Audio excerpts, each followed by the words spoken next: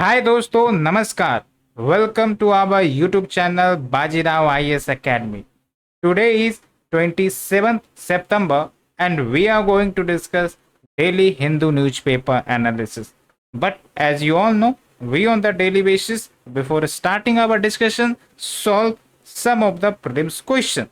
So here you have to attempt the question and the question is related to the geography section and it is related to the resources. Okay, so the question is, with reference to India, consider the following statement. Statement 1, monazite is a source of rare earth. Second statement, monazite contains thorium. Third statement, monazite occurs naturally in the entire Indian coastal sands in India. And the fourth statement, in India, government bodies only can process or export monazite. Here you have to understand some of the basics about monazite, okay? And monazite is a rare earth element. And whom do you call rare earth element? And which other metals or the minerals comes under the rare earth? We all have to understand. And in fact, when we talk about monazite, it has very high utilization in high tech industry.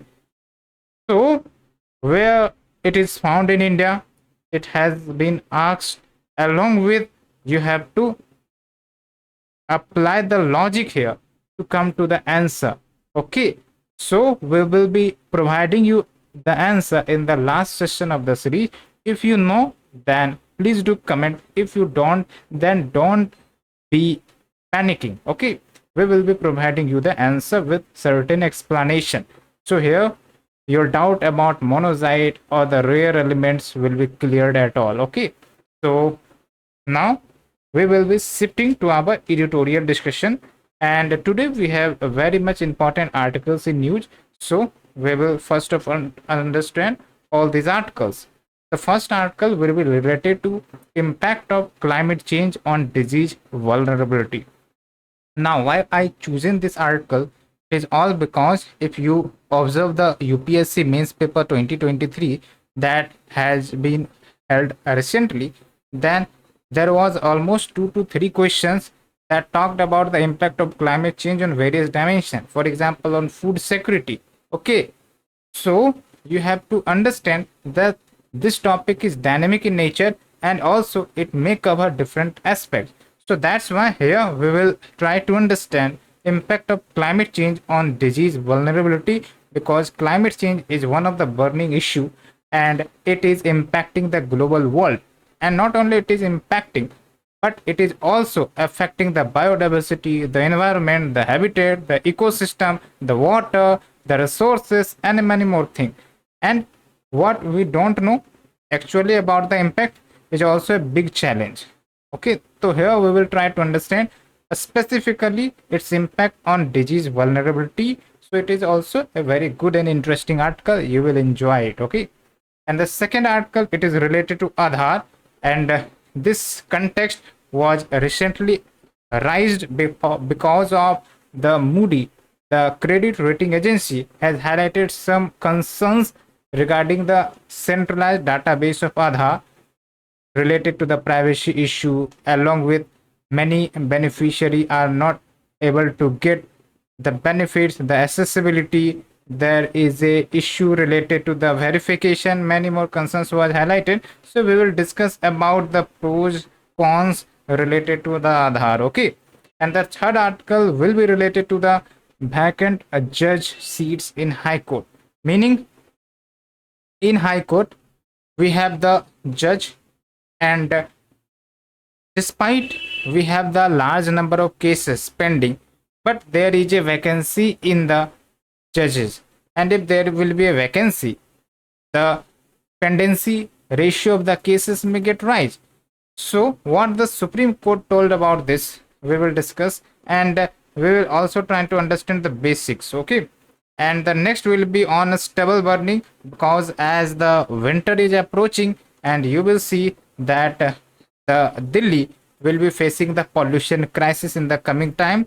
Because when we try to understand basics about pollution, then in the winter session, because the air remains stationary. Hence, every pollutant that rises from the vehicles or from the stubble burning get stuck into the atmosphere, and that's why Delhi faces one of the worst pollution crises.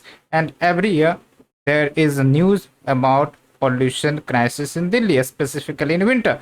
So some of the factors related to the Delhi air pollution, it is related to the stubble burning which occurs in the neighborhood states of Delhi like Punjab, Haryana. So here we will discuss the basics, and the next will be some related data and facts to the criminal cases among the members of parliament, which has been highlighted in the Hindu newspaper data section.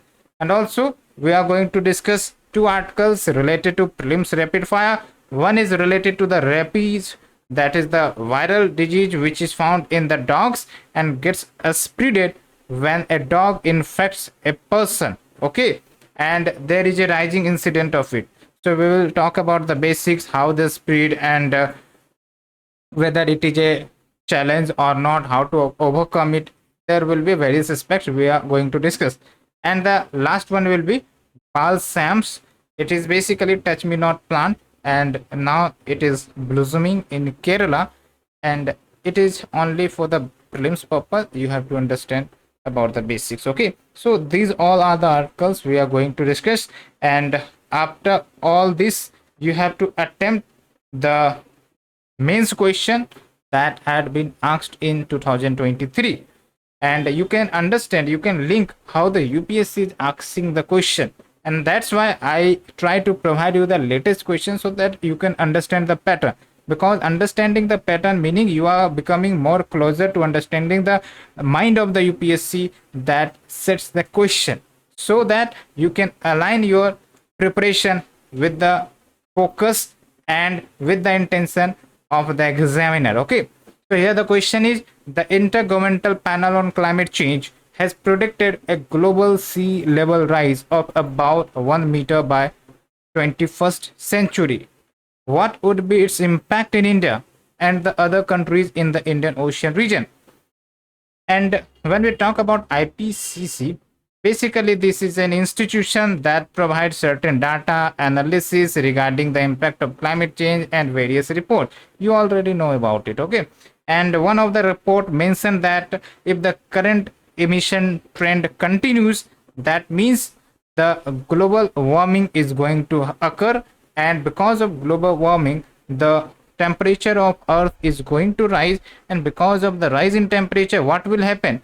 The glaciers, okay, which is in the Antarctica or the Arctic, will start melting, and its impact will be what? That the water will be getting accumulated into the oceans or the sea. That means what? That increase in the sea level. So when will be the increase in sea level? What will be its impact? First of all, the coastal cities, okay, might they get submerged, because if they rises up to 1 meter, 1 meter is very huge altitude, and that's why many of the coastal cities, which is basically backbone for various countries including India, like we talk in about Mumbai, we talk about Chennai, we talk about the Kolkata, these are important metropolitan city, and if there is a rise in sea level, these cities will getting be impacted very much. And not only that, this is one of the impact, okay, the submergence of these cities. And also there will be impact like major infrastructures is located here, like the port. And you should know that international trade in India as well as in various countries is mainly done via ocean route or the sea route. So these ports will be affected, and the infrastructure related to that will get infected. And what will be the impact? There will be a disruption in international trade. Okay, along with, when we try to understand other impact, like India is vulnerable to various disasters. Specifically we talk about cyclones, okay, sea surges, and the ocean waves that impacts the coastal area. So if there is a rise in the sea level, that means the mangroves, which is a protection plant which provides protection to the vulnerabilities or the impacts from the cyclones, because they try to slow down the waves, and that means protecting various infrastructure. So if there is a rise in the sea level, that means the mangroves which is spread all along the coastal region will get ended, will get finished, and because of that the cities will be more vulnerable to the climatic disaster. So these are some of the impacts, and you should understand we have talked about some of the 2-3 points, but you have to give more points to substantiate your answer, because this is only 3 points, but there is a numerous points you can add in this answer. Okay, so you have to approach like that. You have to expand your dimension. You have to think more and more and deeper, so that you can collect the point. You already know the point, but you have to collect into your mind, and you have to represent into the paper. That is the point I want to convey you. Okay, so after discussing some of the basics of the question, now we are shifting to the article of discussion. The first article will be related to GS paper 3. So when we talk about climate change, it simply means that the climate of a region is getting changed, and it can be natural or it can be man-made, but with context to present scenario, it is mainly driven by man-made factors, like we are increasing greenhouse gas emission, along with we are having the pollution, particulate matters getting inserted into the atmosphere, along with vehicular emission, agricultural emissions, many more things, and these all are contributing to the rise in temperature, and rise in temperature meaning global warming, and global warming is one of the component that signifies climate change. So the impact of climate change is very much having dimension, like it has impact on food security, like it has impact on international trade, it has impact on biodiversity, and many more things. But here we are talking about the impact on the disease vulnerability. Okay, meaning the climate change may give rise to the spread of more infectious disease, like we can see the impact of corona. In fact, it has originated in China, but its infection was so much that it had almost dominated the entire nations. So that is the point here. And what is the construct here? The IPCC, okay, in the International Panel on Climate Change, in its latest report made a statement that climate change heightens the global risks of infectious disease. Infectious disease meaning the disease which can be getting infected from person to person, from animal to humans, and all of these, like we have seen the example of corona. Okay, and because of the climate change, there may be the frequent outbreak of mosquito borne disease like dengue. This is one disease, but like that there can be many diseases that can spread.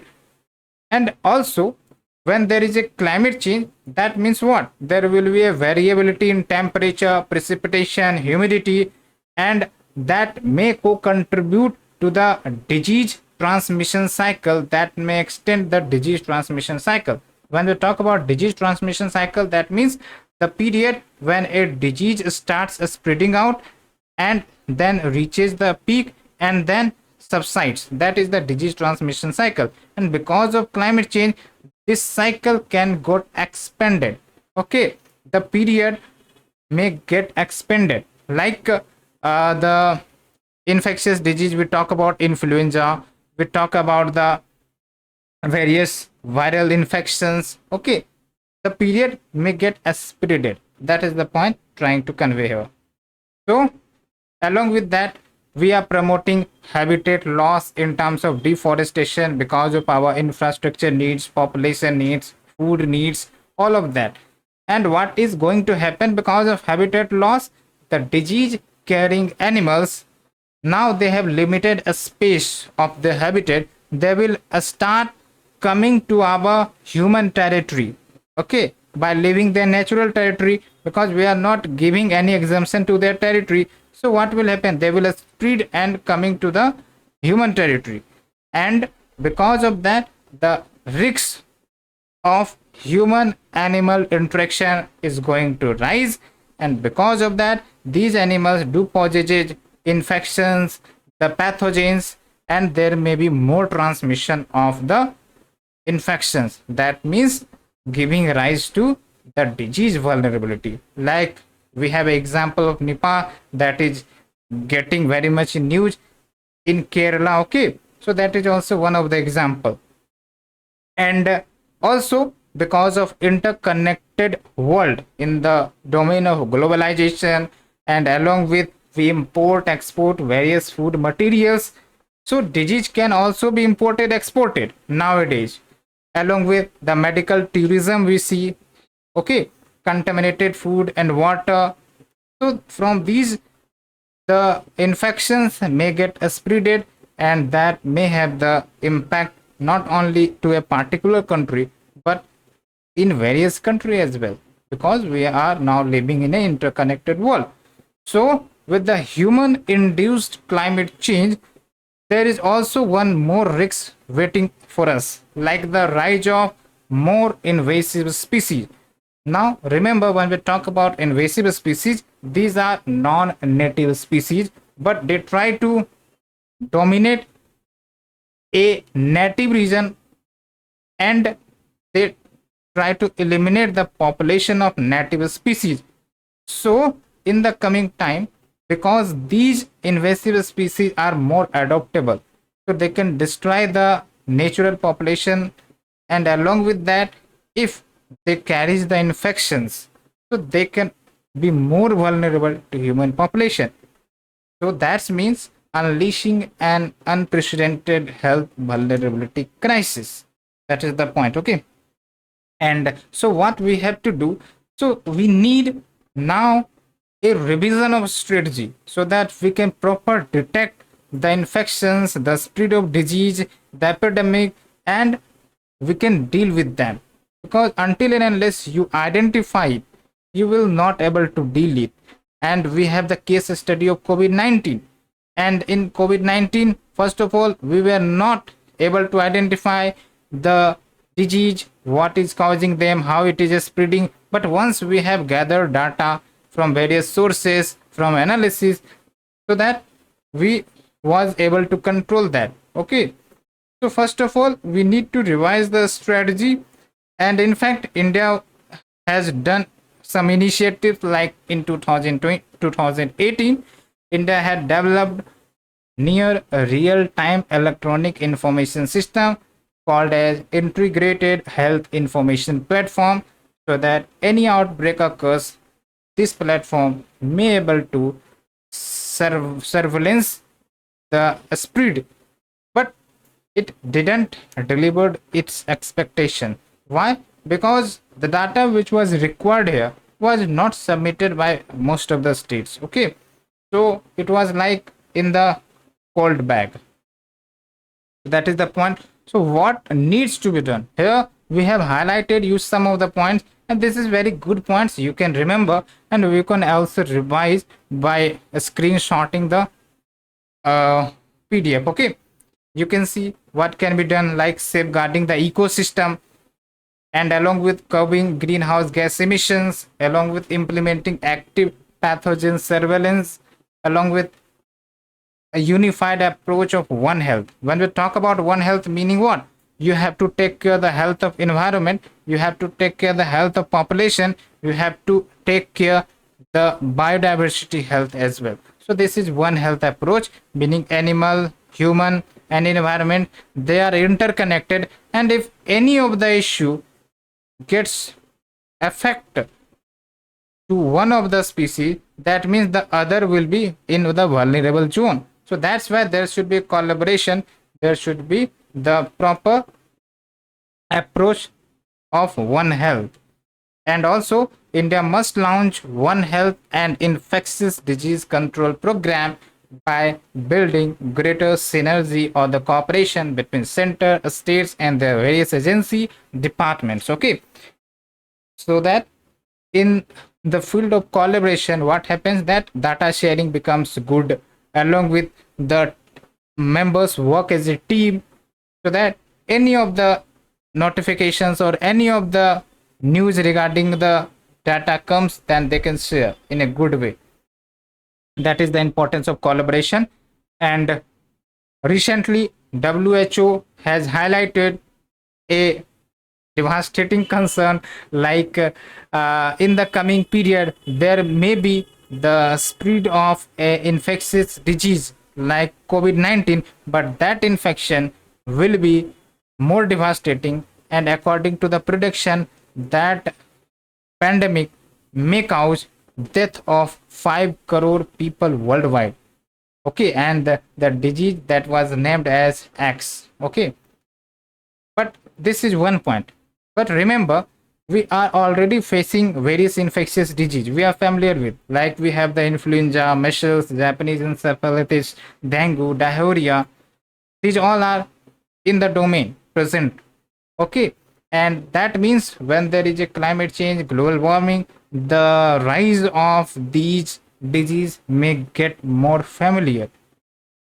That's why these disease, if not controlled in a proper way, they can also dominate our population, and that will also be a good test to our public health care system, that whether our public health care system is good or not, whether they can deal with the crisis or not. Okay, like the COVID-19 also try to represent where we are in terms of public health management, in terms of disaster management, okay, disease management, all of that. And also, when we talk about climate change, it is not limited to only infectious disease. It has many more dimensions, like extreme weather events. We are seeing the news about Himachal, cyclones, the frequency, the intensity of cyclones, they are getting increased and increased. And also, the impact of climate change may get have on respiratory, cardiovascular disease, and along with mental health issue. So what is the conclusion on what? Like, we have to protect the ecosystem along with foster collaboration in terms of data sharing, in terms of preparedness, and along with embracing the One Health concept, where the population, the environment, the biodiversity gets protected in an interconnected way. That is the point, and that is the best defense that we can do. Okay, so that is the end of this article. Now we are shifting to the second article that will be related to GS paper 2, and it is related to the Aadhaar concerns. Okay, when we talk about Aadhaar, it is basically the centralized biometric system. Centralized biometric system where if you want to avail some services of the government, or if you want to verify some of the documents, then this Aadhaar biometric helps in verification. Okay, if you want to purchase the SIM, if you want to purchase telephonic connection, then also there is a requirement of Aadhaar, meaning Aadhaar has dominated in the field of verification. But when we talk about Aadhaar, it is a centralized database, meaning all the data of biometrics of our population is under the hand of single entity, that is the government. Okay, so that's why this credit rating agency, that is Moody, raises concerns about the privacy. Along with, they also talked about that sometimes the Aadhaar verification becomes unfunctional, and because of that many beneficiaries are not able to get their benefits from the welfare schemes provided by various governments or the state government. Okay, that is the point highlighted in this report, and the report titled as Decentralized Finance and Digital Assets. You don't need to remember this report, only you have to understand some of the concerns. Okay, so we have talked about you the basics, and you can see the agency has red flagged the security and privacy risks from this centralized digital ID system. And we have talked to you, like, sometimes the Aadhaar verification face authorization issue. Okay, and because of that various beneficiary is not able to get the scheme's benefit. We were seeing various news articles about that, how Aadhaar was not able to provide the benefits to certain population because the verification was not able to authenticate. When we talk about the impact, so there can be the several denials of the services provided by the government along with the reliability of biometric technology. Specifically, when we talk about Manrega workers, then Manrega workers has to verify from the Aadhaar database, okay, so as to receive their payments. It is like a biometric attendance system in the Manrega scheme. So sometimes, let's say, due to the various issue, the verification does not work, meaning where the payment will go, and this is the issue was highlighted.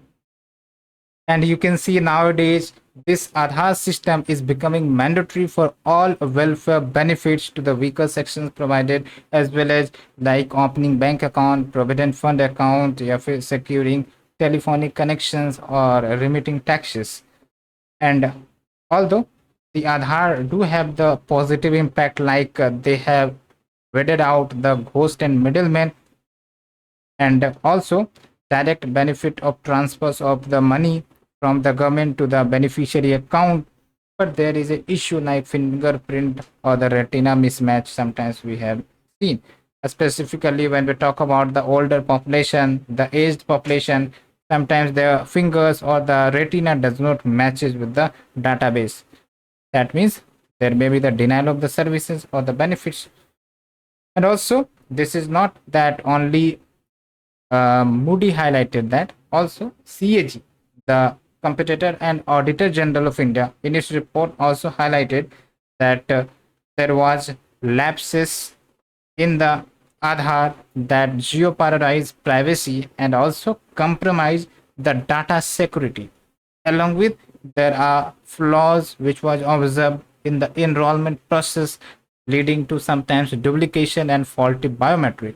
So what is the conclusion here? That despite the Moody is raising some concerns and government is denying that concern, but the government must seek an honest review of the blames that have been imposed by these agency, and also if there is a possible course correction, then there is a need to do that in the Aadhaar program before expanding its linkages further.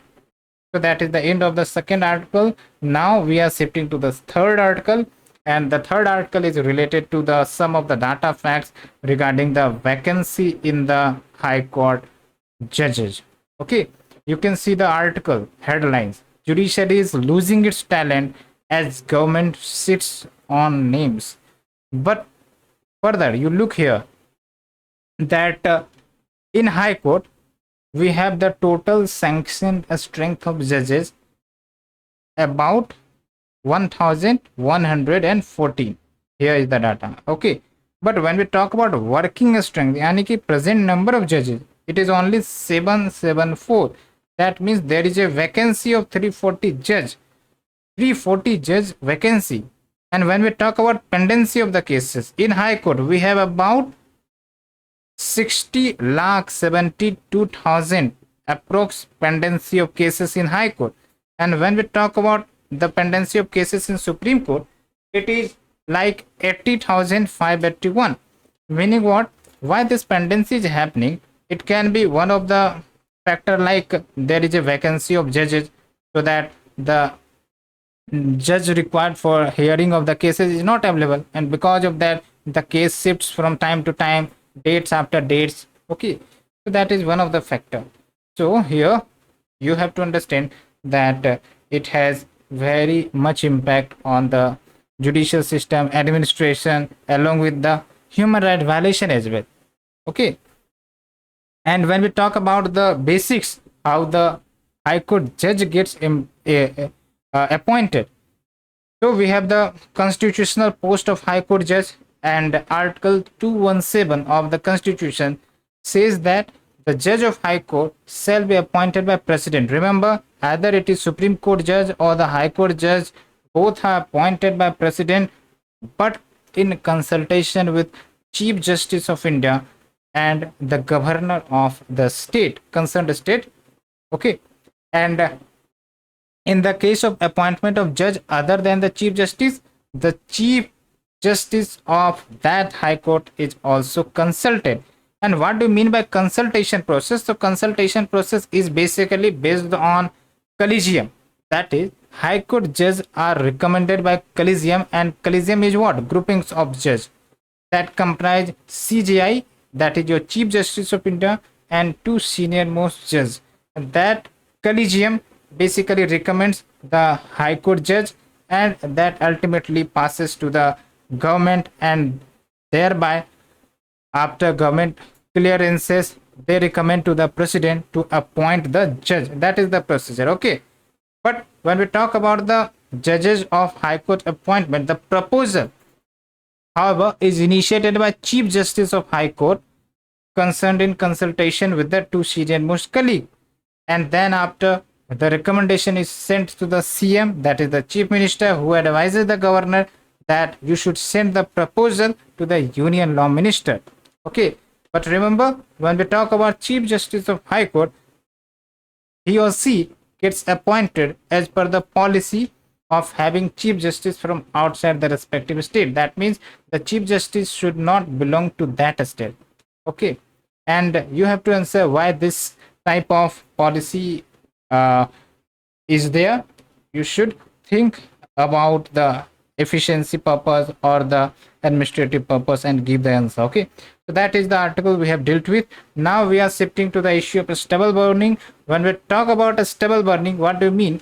Meaning like there is a long agricultural field, and when there is a harvesting session and all the crops get harvested, then there is a remnants of the crops which we call a stubble.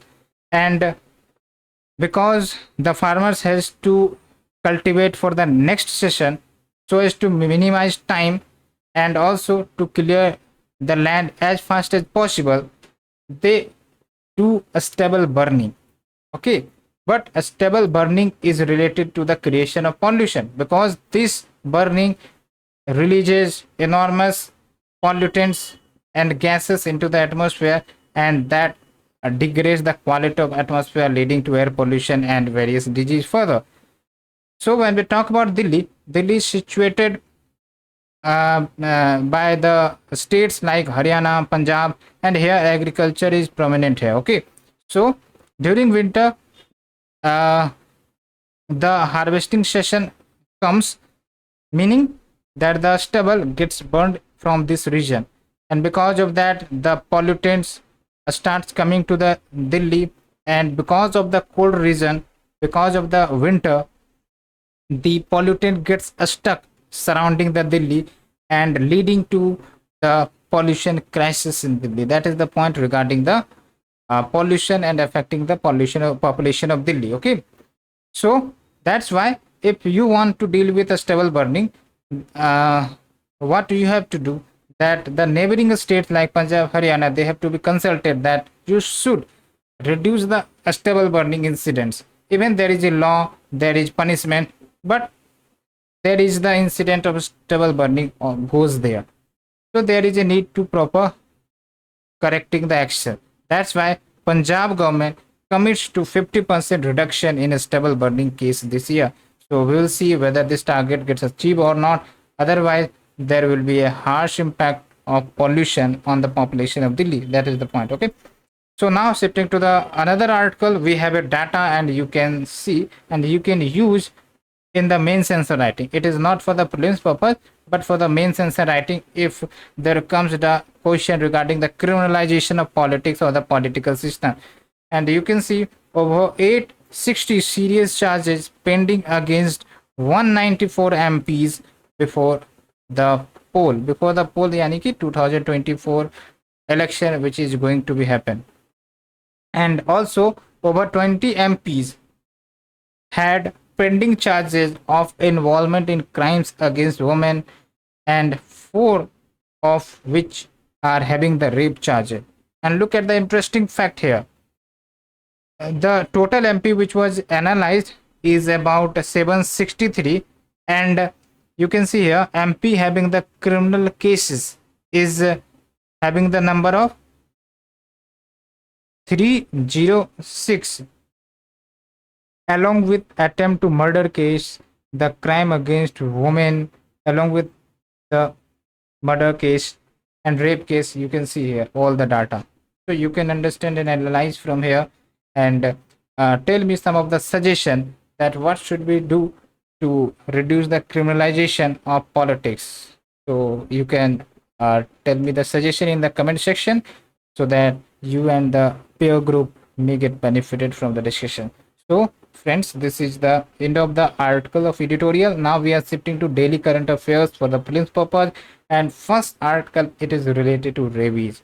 Basically, rabies is a viral infection that has the survival in the dogs. Okay, and when any infected dog bites a person, that means that infection gets spread to the person as well, and they started behaving like the dog itself, and there is a issue of hydrophobia, that means they fear from water. So all the symptoms start emerging. So there is a need to have a treatment within the 24-hour of the bite by the dog.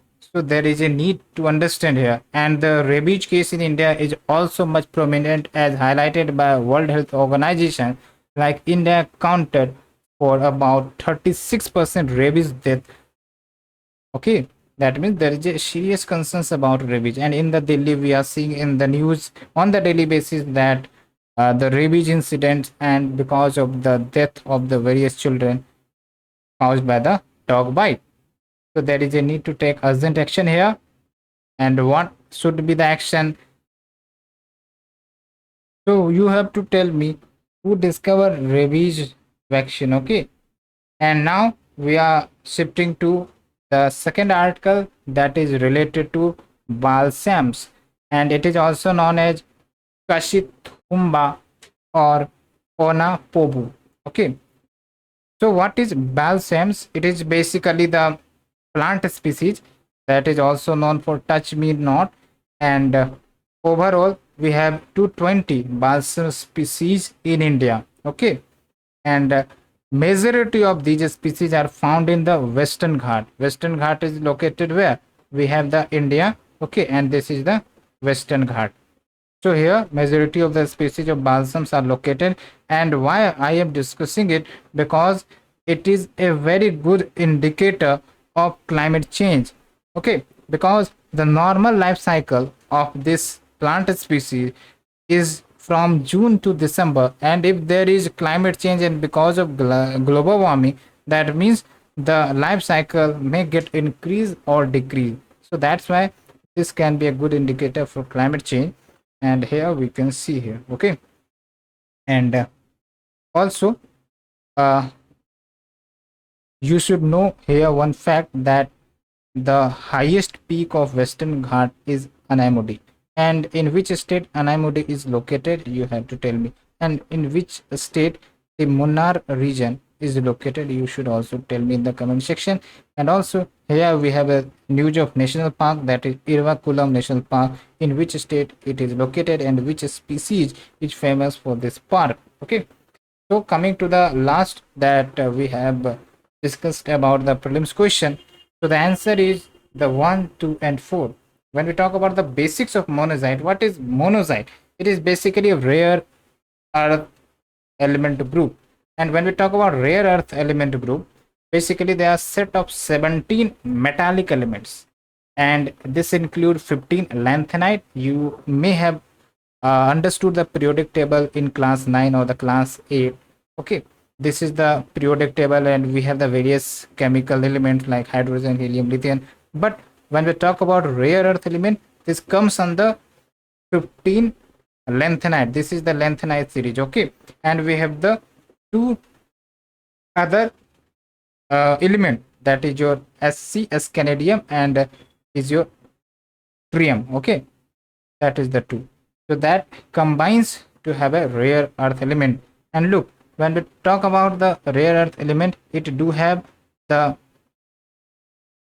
various elements. Okay, and when we talk about monazite, that means monazite do have the component of all these, matlab, not all these, but some of the elements of these.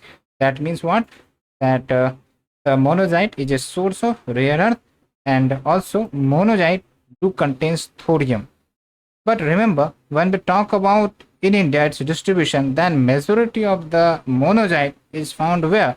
In Kerala's sand. Okay, and that is the trap here UPSC gives most of the time in its question. That meaning the extreme statement like entire, all base, these are extreme statements, and via this you can eliminate to come to the answer. Like if you eliminate option number 3, okay, that is the extreme statement, then you will certainly coming to the answer like B. Okay, 1, 2, and 4. So you should remember that in India, government bodies only can process or export monazite. Now you have to tell its various usage in different sectors of the economy along with the energy sector. So that is the end of the article. Hope you understood in great detail, and we will discuss the next article in the coming days. Okay, thank you friends. If you're liking our initiative, please do like, share, subscribe, and thank you very much for the decision.